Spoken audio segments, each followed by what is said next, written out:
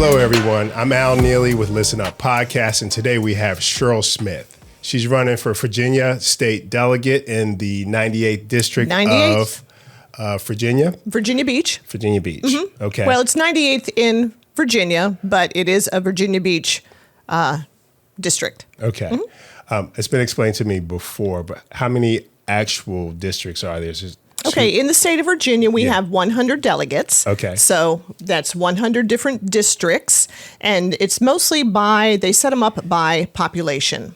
So Virginia Beach, we have, 6 different districts, and mine happens to be the biggest just because I'm the southern part of Virginia Beach. Really? So I have Oceana all the way over to the ocean front, all the way over to the Chesapeake border, down to the North Carolina border. All of Pungo, if you go to Kellam High School, Ocean Lakes High School, a little bit of First Colonial, a little bit of Lansdowne. It's a big district, but it's a lot of land. Yes, It's pretty spread out, very diverse. Yeah, the southern part is. Yes. Mm-hmm. Yeah. Your background. So your background, you were a elementary school teacher? I was a teacher, Chesapeake Public Schools. I taught for 38 years, and I started out in middle school. I like middle school. It's not my favorite. Did a little bit in high school as well, but when I got my elementary job, I love the younger kids. I coached middle school, coached high school, but I love teaching with the elementary. So no, not a politician. Okay. Nothing about politics. All right. You're from a military background. Yes, I am. Your father was in the military. Your mother was a nurse. Correct. Mm-hmm. So what inspired you to want to run for an office in Virginia? Well, my dad definitely was military. My brother also was a Navy SEAL, and one of my nieces is also in Navy intelligence. And so I do have that military background. Mom's a nurse. Mom was always the helping one. So I don't know, back in the 70s, imagine the Vietnam War. My dad goes out to sea, and he's all gone for 9 months. During the Vietnam War, those cruises were a little bit longer. And the women in the community all pulled together, and they helped each other out. I was raised by a community of women. Where'd you grow up? Where'd you live? Everywhere. East Coast, West Coast, East Coast, West Virginia Coast. Beach? I didn't come to Virginia Beach until 75. Okay. So we were in Florida. I was in California. We were in Maryland. We were Whidbey Island, Washington. Wow. Was when my dad was the Vietnam War time. So it's a community of women that all took care of each other. We knew what was going on with every family. We helped everybody out. The men, when they were home, were like the fathers for everyone, and we would all go out and play together. I mean, it was just a community. And so now I see my neighbors in my community, and I'm disappointed that I walk down the street, I ride my bike, and I walk my dogs a lot, and I say hello, good morning to everybody. And some people will say hello back, and others they're like, grumpy, miserable, don't talk to me kind of thing. And so even in my neighborhood, I've been trying to make just my neighborhood a little bit more community. Yeah. So, I was just thinking about that same thing today. People are so angry. Yes. Right. And I think as a coach and a father and a leader, people reflect their leaders. Right. So right now we're in some really angry times in politics. Everyone's angry. Correct. It's very, very... It's I think sad. I think it's very sad. Yeah. Yeah. But that's actually not why I decided to run. Yeah. I was just doing things for my neighbors. When I retired from teaching, I was just helping some of the older neighbors. I got involved with helping veterans and that kind of thing. Just trying to make at least my street a little bit more fun. But I'm a member of Virginia Democrats, and I just went to a meeting in February. I was going to help out the Spamberger campaign, anybody else. I'm a worker bee. I was going to canvass or write postcards or do whatever they needed. And I realized that when they were talking about the 3 amendments that need to be passed. And if the Democrats do not win the majority this year. I just make sure I have them right. The reproductive rights amendment. Okay, we'll talk about that. We'll address that in a few. The Marriage Equality Act and the restoration of voting rights. Right, and those are the things that you're running on. Those are the 6 main those are important issues that your platform is based on. Yeah. Okay, so we're going to talk about those. Yeah, I saw that they were up and that we had to keep that majority. And then they put up a list of who's running, and the 98th district was a nobody. Nobody for the Democrats was running. So I went home and I said, my son happened to be home, my daughter was home, my husband, I'm like, dudes, can you believe this? No one's running. He's going to win again. And so they were like, Mom, you need to do it. I was like, who are you? Who is my your husband? Opponent? Your husband is your opponent? Oh, no, I'm sorry, my opponent. I'm sorry. I thought, who was I talking to? No. My opponent is Barry Knight. Okay. He introduces himself as a humble farmer, but when he got elected, he got himself a nice little helicopter and doesn't farm anymore. So I don't think he's really representing the farmers, and he's certainly not representing those of us farther north in the 98th district who are, families. There's just a lot of working families. So I see. So here I am. Yeah. One of the things that your priorities as far as your platform is protecting veterans. Let's talk about that for a little bit. So, veterans. My father is a veteran, Vietnam War, and as he's gotten older and his friends, these are families I've known for all my life, and now that they're getting older and they're having other issues, and so many of the veterans that came back, I remember my mother sitting in front of the TV when some of these veterans would come back, and she's just in tears because they were being spit on. They were having things thrown at them. They didn't choose to go fight. They did what they were told. Right. And so I have always just that community. It's like, they deserve to be treated better than that. A lot of them got into the military for whatever reasons, but they weren't, I don't think they necessarily wanted to go out into wars, into fighting. And then with the PTSD, like we've got all these veterans that because of the loud concussions and their brains have been damaged from all the concussions, the chemicals from the fires. Right. They didn't ask for all that. They're serving our country. And so that's always been a part of the community that I just felt I wanted to help out a little bit more. So I started working with Old Dominion Honor Flight. And they find veterans we've been finding them from Vietnam, Korean War, World War II, and we've been giving them a special day, bus trips up to D.C. to see their memorials and stuff. But so I'm just, and I've met some wonderful veterans with that, and just it's a great community that I just want to make sure they have their benefits, and I want to make sure that they're taken care of. Yeah, they're often forgotten about. Like you said, once you come back. I just think they just started being able to shed a light on the PTSD issues, and it's because of the movies. Right. But I also remember growing up and watching family members come back from Vietnam and just how it affected them. Yeah. And there was no explanation for it at the time. Yeah. So it is... by us living in this area, everything is military in this area. Yes. So it does shed light on those areas for them. Yeah. Another one of your platform issues or priorities is public education. Oh, absolutely. Okay. Yeah. And that's probably your passion, wouldn't you say? Because that is my passion. That's where you spent most of your life working. Absolutely. Right. And I just think children are so important. I mean, I don't care, rich, poor, the color of your skin, what language you speak, children are absolutely amazing. And they're all brilliant. They all have their own talents and their own abilities. And I always wondered if each child could have just its basic needs, good food, a decent house, parents who loved them, parents who helped out with their education and just gave them the opportunities. to succeed and be whom they are, we would have a brilliant nation, because our kids are they're so diverse and they're so amazing and they have just so much abilities and talents. I would love to see that we improve not just our education, because it's not just about education. You have to improve families. Because when you've got kids that come to school and they're hungry and they're tired and, they're not.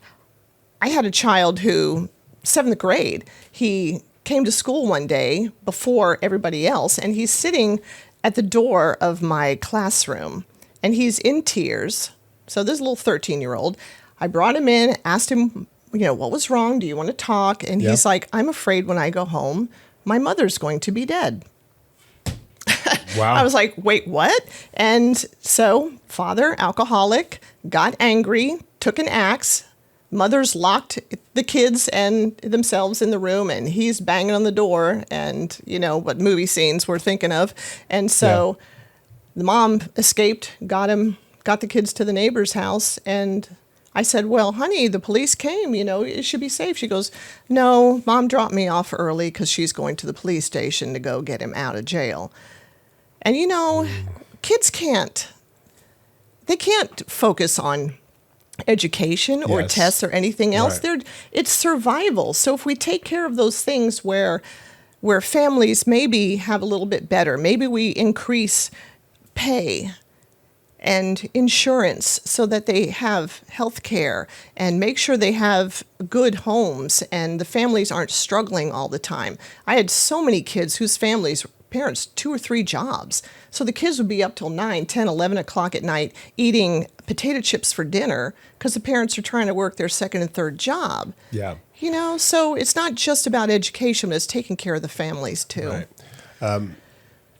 I hear stories about children coming to school and they're hungry. Oh, yes. Okay, if we do away with these programs that are going on now, I've always thought it was very difficult to do anything when I can't. I hadn't eaten and I'm not nourished. Are we going to be in a situation in Virginia, if elected and we get the right leadership in it, are we going to be able to protect some of those rights, you feel like? Yes. Again, with the Department of Education and all the funding that they're cutting, plus now, with the DEI, hey, if you do your DEI things at school, we're not going to give you this federal funding, which pays for your Title I schools and lunch programs and that. So I do know a lot of the delegates that are already in, they have been discussing, we have to be the safety net.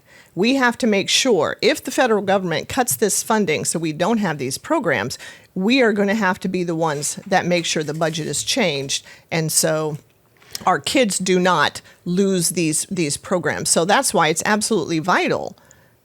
What portion of the funds actually come from the state and from the federal government? As far as I know, a big portion of Title I funding is from the federal government. Okay. And that's for food, that's for poverty areas. Right. So when you're below a certain salary level or pay level, and you've got a certain percentage of kids in your school that are at a poverty level, then you're a Title I school. So my schools, we fed our kids breakfasts, and they would walk in, and there were bagged breakfasts already ready. You didn't have to ask. You didn't have to say anything. So even if you weren't technically a Title I kid, if your mom just didn't have time to make a breakfast, you got a breakfast. If you're working 3 jobs. Yeah, you're right? So lunches, and we had after school programs, and if the parents picked them up around dinner time, we also, a lot of times, 3 times a week had dinners. Oh, really? For the families. But that's all Title I funding, and if that goes away, we're going to need to make sure, Virginia's going to have to make sure that we can cover that for our kids, because we just can't. We can't let generations of kids just not have the basic things. Right. We want them to learn. We want them to succeed. You can't learn when you're hungry and you're tired and you're afraid to go home, or you're worried about, your parents are never home. I mean, it's not fair. Absolutely. Another one of your priorities is food and housing, which we're talking about the food part, but what are your plans for housing, affordable housing, and So I know, and I haven't had a chance again. Education was my thing, and I'm still getting into this. But I need to sit down. We have some departments of housing, even in Virginia Beach, and I want to sit down with them. But for example, is it the state of Delaware? They have an amazingly successful Department of Housing kind of thing where they've got low-cost housing. And if there's a family that needed a housing and they get you in, it's at a rate or it's at a rent that's not going to raise. Right. They make sure you have a job. They will help you find a job. They do counseling with you. They help you set up a budget, and they help you set up a savings account. And then they try to help you with all this stuff so that by the end of the 7 years or whatever, now you're able to go and get your own apartments or buy your own home, because they said it's not just affordable housing, but now we're going to teach you and we're going to help you get to that point. So I'd love to do a little bit more research on what we do in Virginia Beach, or what does the state of Virginia do for that kind of thing. Apartments, I just think, I mean, I have 3 grown kids. I am still co-signing for adult kids' apartments, my adult children, who are college graduates, who are still, I mean, they're working paycheck to paycheck. Yeah. And I still have to co-sign because they want all this stuff. You got to show all this, you got to show all that. Half the times they don't even look at their applications because, oh, you're not earning 3 times the rent of this apartment. Well, no, I'm not, but I was going to get a roommate kind of thing. They don't care. It's just, it's a nightmare. Yeah. Trying to do all that. There's got to be something that can be done at the state level to say, hey, maybe just when you put in your application fee, does it have to be so expensive for an application fee? And how do we know these apartment places aren't just saying, sure, put your applications in, and they have no apartments, but they're just collecting, yeah, we'll call you. How do we know? I don't know. So I'm going to go ahead and give you a precursor to you having a debate with your opponent. Okay. So is that going to happen? I hope, hopefully you'll get the opportunity to debate him. But what do you say to those people that say these programs are just a burden for taxpayers and they are not helpful? Good question. I would have to say, first of all, do you know these people? Have you met these people, talked to these people? Because there are so many hardworking people out there. Okay, the people that work in your grocery stores, don't they deserve to at least earn a wage where they can pay for their own? If we gave them a living wage, right, and they could afford food and all this stuff, we wouldn't have to pay money for SNAP benefits. We wouldn't have to be doing this. A lot of this comes down to good wages for people and giving people just opportunities. Sometimes look at all our federal workers now. Sometimes you lose your jobs. Okay, do we just say, well, sorry you lost your job, you're just going to have to fend for yourself now? Or do we have programs set up?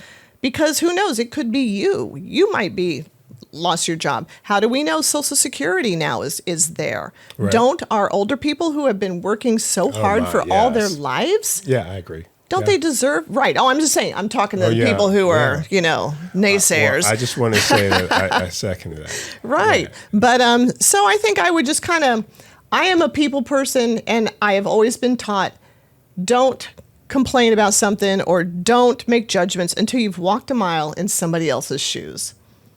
And so that makes me stop to think, okay, what are their situations? There's so many situations I don't know about, but the more I talk to people and the more I hear about them, it just makes me think, yeah, there's so many stories out there that folks just don't know. So we bring those people's stories to the front. Right. And maybe make them understand. Yeah. Have you found that now that you've been campaigning for office, for 4 whole months? For 4 whole months.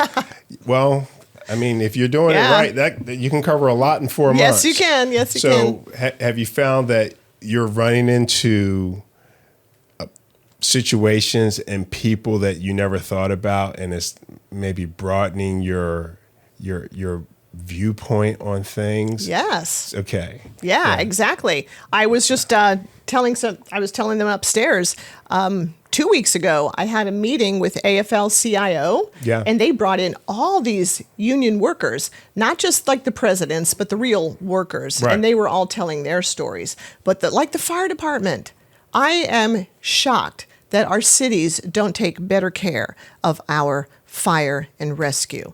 Everybody loves fire and rescue, right? They're not Republican. They're not Democrat. They don't care who you are. They show up. They help you. They save lives. And they are fighting for example, cancer screenings. Virginia or the whoever is in charge of their insurance or whatever is not even paying for cancer screenings. All the toxins and the carcinogens that they work in and are breathing in all the time. We owe it to them. Right. They just want cancer screenings, and then every 3 years, cover that in their insurance. How hard is that? Like traumatic events, all the traumatic events they go through, PTSD. They have PTSD just like all these other, police and military and stuff. Suicide is the third leading cause of death with our firefighters. Did we know that? No. I had no clue. Because they always seem... Emergency Squad 51 was my favorite show growing up. You're probably too young for that, okay? They were my heroes. And to think that we're not even taking care of our fire department. Third leading cause of death was suicide. And their coverage for mental health treatment, they were saying, all you get is 52 weeks, that's it. And everybody else, police, everybody else gets like 500 weeks if you need it for the rest of your career, whatever it takes. Why aren't we doing that for our fire department? They want to change wording on a law with their insurance about workers' compensation. Right. So workers' comp says we will cover throat cancer. Okay. So the doctors, you know how technical they are, will say something like, oh, you have esophageal cancer or oropharyngeal cancer. Well, it doesn't say throat cancer, so they're not covering it. So they're asking they're asking the House of Delegates, please change the wording on that, because the city mayors and the cities that they work for are not covering their expenses. I mean, seriously, is that just the most ridiculous thing? Yeah. Yeah, you need to have compassion. So every day I'm talking to more people, and I'm finding out this stuff, and I just cannot believe we treat workers they keep our cities alive. They help us out. We're not doing better by them. It just really makes me angry. Yeah. Probably a big one is the reproductive freedoms. And Virginia's been hanging in there. We have been. By the skin of their teeth. Yes. Right? So it's a battle. How do you see that? You know what? I really think, and again, this comes down to getting people out to vote in November, because the majority of people really do want reproductive freedom. And it's not just about, we should have the freedom to choose when we're ready to start our families, or if we don't want to start our families. People should have the right to choose. If a woman is like, I'm not sure, what if she's got an alcoholic husband or drug addictions or something? It's like, this is just not the right time because I'm not ready to be a good mom, or we're not ready to have a family. A lot of people are putting off having a family because they just can't afford it. Kids are expensive. Yes. Yeah. And shouldn't they have the right? Expensive. Yes. And shouldn't they have the right? Daycare is so expensive. And everyone deserves the right to be able to choose, but it's not just about, and this is where everybody gets all upset. All they think of is the word abortion. Oh my God. But there's so much more to that. There's just women's health issues. The states right now that have banned abortions, or they've done like, you only have 6 weeks and then that's it. They are losing more women. More women are dying now. Yeah, because of miscarriages and whatever, because the doctors, if they just the smallest amount of a fetal heartbeat, will not treat them. And there are stories, they're left sitting in the emergency rooms, they are being sent home. And by the time they come back, toxins and everything's they can't save them. So it's a lot more than just reproductive rights. It's just health issues as well. Yeah. From what I understand, talking to women in my family, being able to go to a health clinic and just to get the help that you need. Correct. Yeah. That's part of it is of that. So I never thought about it, but I listen to the women that are around me and their opinions. Yeah, like even Planned Parenthood. Planned Parenthood, right. Everyone just focuses, again, just abortion.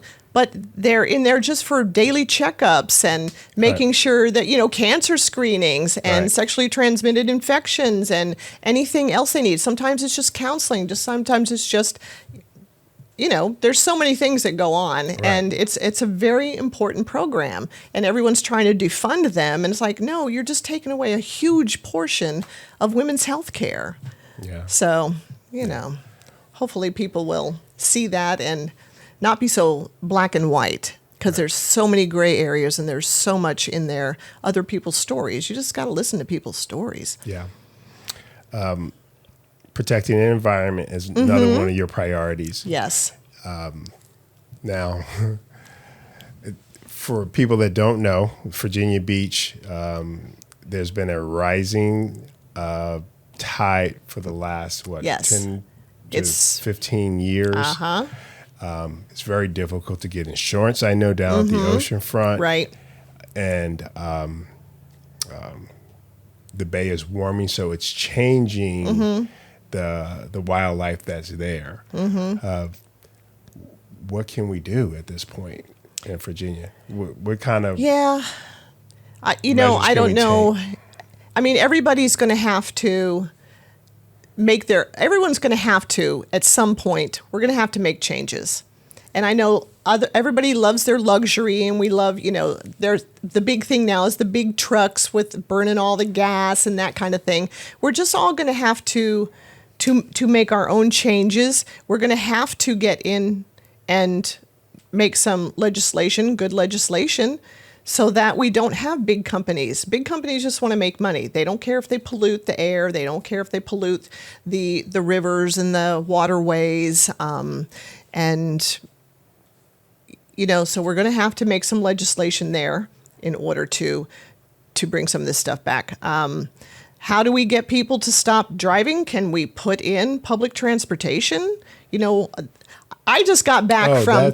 I know. That's a sore point. It is, and I don't understand why. I just got back from Portugal. My son lives there, and they have these little trams, and they're all little electric trams, and they have these trams that you get on, show your little card because you paid your $1, whatever, and it takes you all over the place. You don't have to own a car. He's never owned a car in his whole life because he's always lived in Europe. And it's so easy and it's so simple. And I don't know why we're fighting that here in the United States. I think it's the car manufacturers, but I can't be sure. We're going to have to do some things. Where do we build? You can't. Where do we build? We're going to have to keep our low-lying areas. And I know Virginia Beach right now, people want to come in and take up some of that empty space we have in District 98, and they want to build their big companies and their big whatevers, but we have to have regular land so that when we get all these rains, the water can be absorbed, and we've got a lot of water drainage. We can't keep building houses because we've got to find a way to drain all the water into two places. I mean, it's just so... People are just going to have to come to grips with things are changing, and we're just going to have to do right by the land. Yeah. Virginia Beach has issues. I was in a town hall meeting. They were talking about it, discussing it with the residents of Virginia Beach. Yeah. Princess Anne area. Okay. And where the field houses, the swamps and the marshlands are. Yeah, right. Those are all issues. It is because they need to drain those areas, and how do they do it in order? Yeah, or should we? Should we even drain them? Do we need to leave it? And I don't know. I don't know. That's a tough question. Yeah. So what is your stance on marriage equality? Absolutely. We all should be free to marry whoever we want. No one told me who I had to marry. Okay. And if they did, I would have gotten a little upset. You know, the government has no business telling us who we can and cannot marry. I cannot even believe here we are in 2025 and we're still having that conversation. Yeah. What? I don't understand. Why are people so upset? And if you're very religious, I appreciate that. If that's your thing, well, if you don't want to marry somebody of the same sex, then don't marry somebody of the same sex. But we should be allowed to let people marry whom they want. It's just, to me, that's a fundamental human right, and government needs to stay out of it. I agree. Mm-hmm. Definitely agree. Okay. So Cheryl needs funding. Okay. Yes. So where can people go to donate to it? The very best way is to find my website. Okay. Cheryl Smith for Virginia. CherylSmithForVirginia.com. Is it a .com? Cheryl Smith for Virginia. With the HTTPS / thing. Okay, yeah, Cheryl Smith for Virginia. And on there, I have a donation where if you wish to use a check, you can write a check to Friends of Cheryl Bubeck Smith, or you have a QR code. Yeah. So I've got all that stuff, and if not, they can come by. I will be out in the neighborhoods. They can come visit me, and I've got little QR codes. You can just put your phone up to it and make a little donation. So that would be super helpful. Yes. And I have to say, if you don't mind, I don't know how much time we have, but I was just telling one of my team members that I heard this quote that it just stuck in my mind. Okay. But it said, and I wish I remember who said it now. I should have written it down. A donation to my campaign is not a gift to me. It is an investment in us.